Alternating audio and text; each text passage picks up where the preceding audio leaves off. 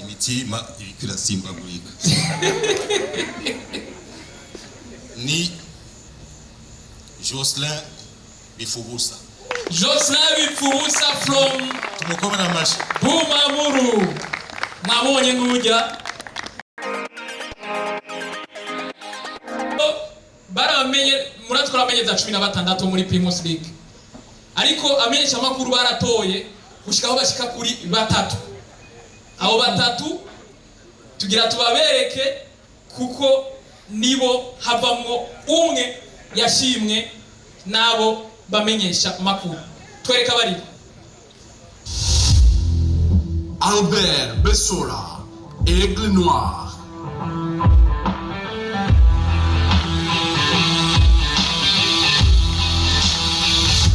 Joslin Bipfubusa, Bumamuru.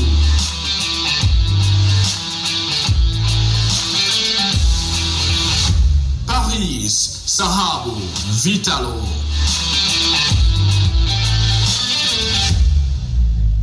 ngabo nibaza ko ari inde murabo abashobora kuba baba ngubu yaba tugomba kubetinga urumva batangura kubetinga ati turabahaye iminota 5 tabatangura gushira ko amahera ati je nibaza ko ari naka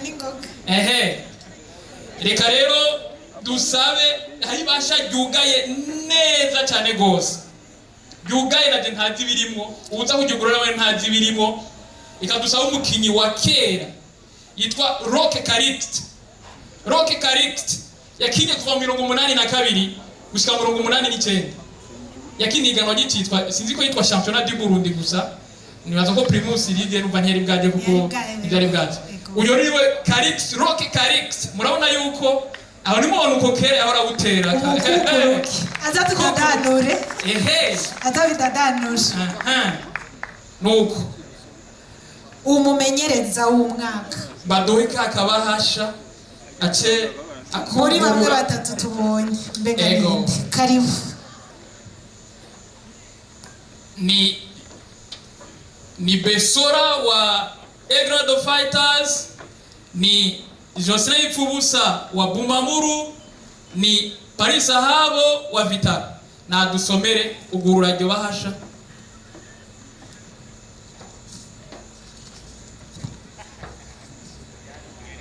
Suspense.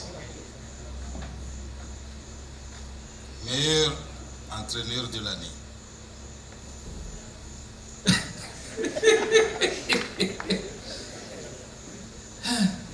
Imitima ibikira simbagurika ni Joslin Bipfubusa. Joslin Bipfubusa from tumukomera amashi Bumamuru. Mwabonye ngujya niwe Joslin Bipfubusa yahoze amenyereza umugwi wa Aigle Noir, akaba atwaye kano gashimwe nkuko yari yagatwaye umugwi wa Aigle Noir nyene hari mu 2018 muramubona yuko yashitse ngaha ashike ngaha imbere bamwe ako gashimwe. Ni n'umuntu adasanzwe cyane yakene n'umuntu adasanzwe cyane kuko niwe yashikanye Bumamuru ku ntsinzi na cyane cyane kumenyera udushikana no kutsinda urumva ko komeye cyane gose. Nuko rero Hokarict amuhereze iyo trophée ku mugaragaro izuba riva. Joslin Bipfubusa, meilleur entraîneur Primus League 2022-2023. Reka twumvica bivuga korega kuko uyaravuga abahagarikiza umuntu yo batavuga muhe micro twumve icyo avuga.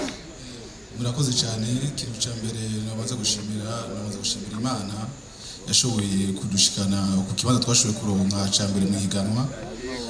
Nkongera ngashimira n'uburongozi bw'umugwi bwatubaye hafi bwadushikikiye. Nkongera ngashimira n'abakinyi twakoranye na staff technique hamwe n'abafana badushikikiye muri phase retour naho bitari byoroshe ko twari kuri difference y'inota rimwe gushikiganwa rirangire, ariko turashimira Imana yuko ashobora kudushoboza twarikombe. Nibaza ko cyo kintu cyonyine ashobora gushikiriza. Murakoze cyane. Ariko Joslin bakwaje akabazo kamwe nti ariko umenga muri Aigle Noir bazanye nako muri Bumamuru barazanye umenyereza mushasha wakivuga uti jewe ko aho iwanjye ndahejeje ibindi ni mu nyuma oya byo nta byisi bivuga ko ibyo uzobibaza hanyuma n'umusi national tugushimira mu mukomero abaje cyane gose